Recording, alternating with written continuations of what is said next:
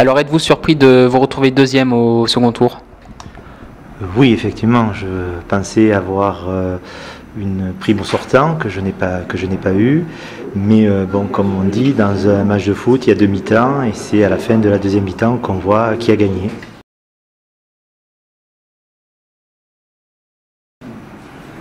Quelles sont les raisons de cette seconde position selon vous?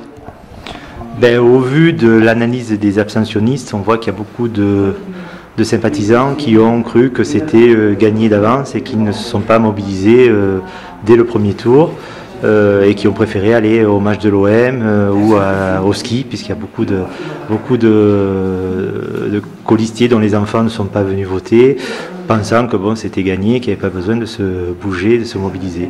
Donc c'est toutes ces personnes qu'on est en train de rappeler à l'ordre pour qu'ils soient dimanche aux urnes et voter pour la liste que je défends. Craignez-vous une alliance Brunet-Pons? De toute façon, comme je dis, je prendrai l'adversaire qui restera. Au vu de ce que dit Madame Brunet au soir du premier tour, il n'y aurait pas de consigne de vote ou de fusion. Maintenant, je sais que dans l'ombre et derrière les rideaux, il y a des tractations qui sont en cours. Mais de toute façon, aujourd'hui, je laisse les Éguérins voir quel est le projet, quelle est l'équipe, quel est le maire, le plus apte à apporter les intérêts du village entre M. Pons et moi.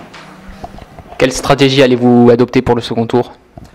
C'est la stratégie d'aller au contact des Éguérins, leur préciser les points qu'ils méritent d'être précisés, rassurer par rapport à certains propos ou rumeurs qui circulent sur le village, pour exprimer que le choix à faire, c'est la liste que je conduis et pas celle de M. Pons.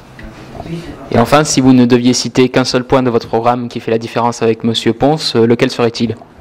Je dirais que nous avons un projet réalisable avec une équipe compétente et dynamique qui sait gérer une commune, soit parce que depuis 7 ans elle s'occupe de la mairie d'Eyguières, ou qui ont des compétences professionnelles qui sont des atouts pour mener une commune comme Eyguières, ou qui sont très impliqués dans le tissu associatif et économique pour aider Eyguières à être une commune exemplaire des Alpilles. Merci.